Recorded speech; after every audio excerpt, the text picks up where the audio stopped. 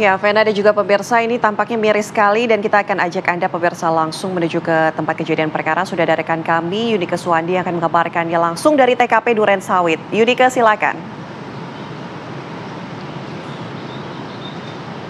Ya, selamat siang Ana, Vena dan juga pemirsa TV One. Tepat di belakang saya merupakan toko perabotan rumah tangga yang dimiliki oleh sang korban atau ayah kandung yang dibunuh oleh anak kandungnya sendiri, yaitu anak yang masih berusia 17 tahun berinisial KS yang membunuh ayahnya pada saat ayahnya sedang tertidur di tokonya atau tempat tinggalnya sendiri. Dan juga pemirsa, ayahnya ini diketahui juga masih berumur 55 tahun dan juga memiliki motif pembunuhan ini karena dikatakan KS ini dendam dan juga sakit hati kepada sang ayah karena memang ayahnya sering memarahi, sering menuduh anaknya ini dan bahkan pernah dikatai anak haram oleh ayahnya sendiri. Maka dari itu si anak memilih tega untuk membunuh sang ayah. Dan juga pemirsa, memang ditemukan korban ini atau korban pembunuhan pada Sabtu dini hari kemarin pada tanggal 22 Juni 2024 lebih tepatnya, karena memang toko ini terlihat tutup selama beberapa hari dan tidak terlihat si korban atau Bapak S yang berusia 55 tahun. Dan juga pemirsa, saya akan mengajak pemirsa TV One untuk berbincang sedikit dengan tetangga yang terlihat cukup dekat dengan korban ini. Saya akan mengajak berbincang Pak Roso. Selamat siang, Pak Roso. Iya, selamat siang. Pak, ini aku mau nanya-nanya sedikit Pak tentang kasus pembunuhan ini. Ini ditemukannya pada malam hari. Boleh Pak mungkin diceritakan kronologi mulai dari kenapa bisa akhirnya memutuskan untuk membuka paksa toko ini? Ya, pertama kan penemuan mayat pertama ditemukan mayat itu pada malam Sabtu. Ya, hari Sabtu dini hari berarti ya. Pas bubar pasar sekitar pukul 1 lah. Jadi ada salah satu anak buahnya itu kan dia karyawan juga di sini, cuman dia sambil jualan. Dan maksud dia itu mau ngambil barangnya untuk jualan hari Sabtu itu.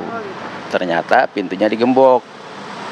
Nggak biasanya itu rolling door nggak digembok. Biasanya nggak digembok, kok digembok. Penasaran lah. Manggil tetangganya itu yang biasa dia nginap di situ toko sebelah itu. Tas digerinda lah si gembok itu. Setelah dibuka gelap, dia masuk. Nah kakinya kesandung kaki si Bapak S itu. Gitu. Setelah listrik dinyalakan, ternyata bapaknya udah nggak ada, ditutupin selimut. Gitu. Oh, gitu. Pak, berarti tapi Bapak sempat melihat si KS ini kah terakhir kali ke sini?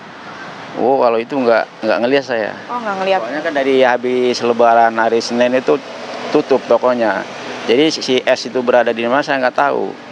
Oh, berarti Bapak emang udah nggak melihat baik si pemilik, si korban, pelaku ataupun anak yang keduanya juga itu? Iya, nggak ngelihat saya. Oke, nah Pak, ini kan KS ini punya adik ya Pak ya? Dia 2 orang bersaudara dan memang yang tinggal bersama si korban adalah anak keduanya ini. Itu juga pada saat kejadian atau pada saat Bapak membuka toko ini berarti nggak ada juga Pak? Nggak ada dua-duanya. Iya. Tapi berarti yang kelihatan di hari Seninnya mungkin pada saat Lebaran itu masih terlihat si korban? Ya bisa jadi dua-duanya masih ada hari Seninnya itu. Terus Pak, dari waktu pembukaan paksa toko ini sampai polisi datang itu berapa lama Pak? Ya nggak lama lah, sekitar 1 jaman lah.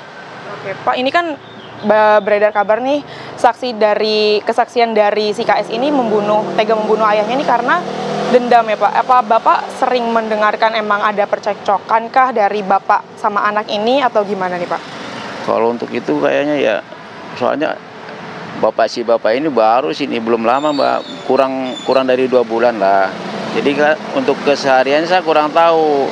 Cuman saya lihat itu kayaknya kurang harmonis gitu. Jadi kan si anak pertama itu, si pelaku itu jadi jarang tinggal di sini. Dia kalau itu ngumpul sama teman-temannya ngamen, cuman di daerah Depok sono gitu. Gitu aja.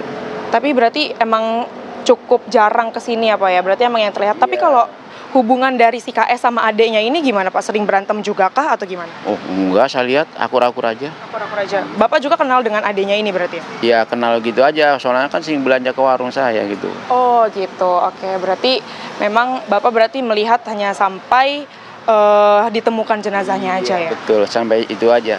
Oke, siap Pak. Terima kasih Pak. Selamat melanjutkan aktivitas kembali. Yaitu dia Ana, Vena, dan juga pemirsa TV One. Memang diketahui bahwa KS ini atau pelaku membunuh ayahnya pada saat ayahnya sedang tertidur.